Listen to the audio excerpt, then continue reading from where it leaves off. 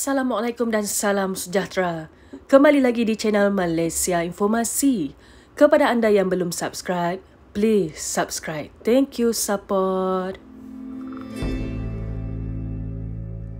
Dana kumpulan wang simpanan pekerja KWSP tidak akan terjejas sekiranya desakan pengeluaran khas dipenuhi.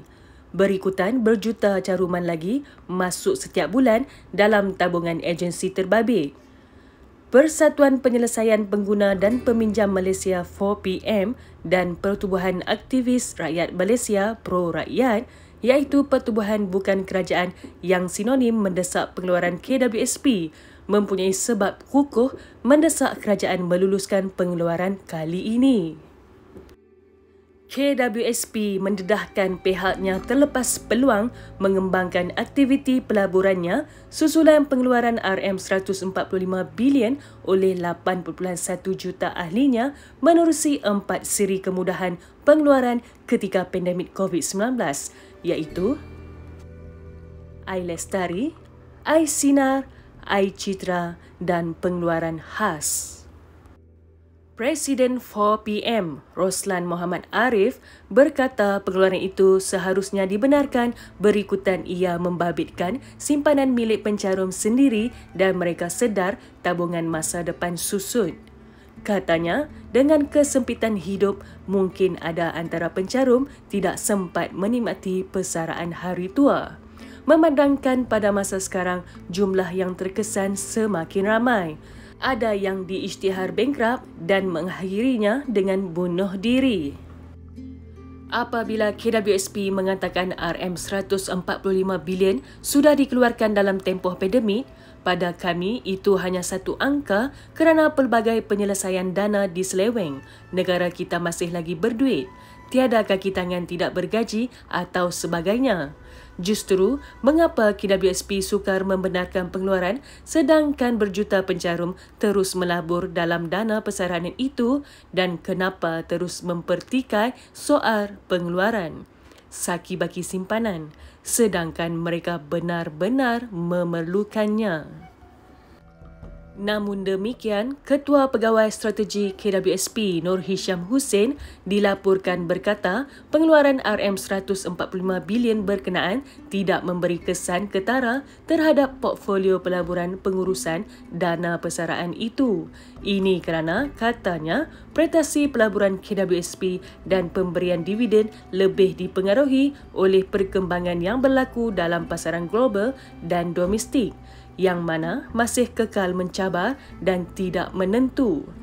Berikutan 4 siri pengeluaran sebelum ini, beberapa pihak terus mendesak kerajaan agar membenarkan pengeluaran simpanan KWSP antara RM10,000 hingga RM30,000 secara one-off bagi meringankan kos sara hidup rakyat. Bagi mengulas lebih lanjut, Presiden 4PM Roslan berkata, penjelasan yang diberikan KWSP yang tidak mahu membenarkan pengeluaran menunjukkan agensi itu seolah-olah ada kepentingan tersembunyi. Mengecewakan kerana tuntutan itu dibuat mengeluarkan simpanan pencarum sendiri. Dengan penjelasan itu, KWSP seolah-olah tidak melihat realiti yang terjadi seperti rakyat menderita, tiada beras, hilang pekerjaan dan hanya menggunakan apa yang difikirkan tanpa meletakkan diri dalam situasi sebenar. Lagipun, ia bukan dana kerajaan, mahu menunggu hari tua untuk mengeluarkannya mungkin tidak sampai usia itu kerana mereka meninggal dunia. Ditimpa musibah, kita tidak tahu. Mengapa mahu melabur sedangkan pencarum merayu-rayu? Kerajaan membutakan hati dan pekakkan telinga. Sepatutnya dana persaraan itu ada reserve boleh dikeluarkan jika keadaan benar-benar mendesak, katanya. Orang Melayu paling ramai menanggung keperitan namun harapan yang diharapkan dikecewakan. Begitu saja dan rakyat terus ditakut-takutkan. Mereka tiada dana persaraan nanti pada hari tua.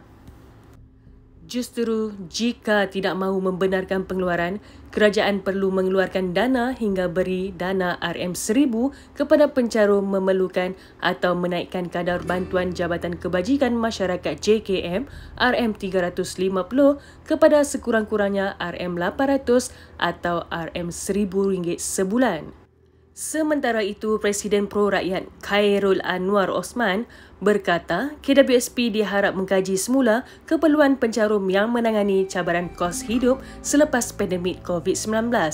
Majoriti pencarum terkesan berusia lingkungan 30 hingga 50 tahun serta mereka yang mempunyai caruman KWSP berikutan mereka ini sukar untuk meneruskan kelangsungan hidup atas faktor usia, penyakit kronik, kos kehidupan di bandar selain mempunyai tanggungan hutang lama dan baharu.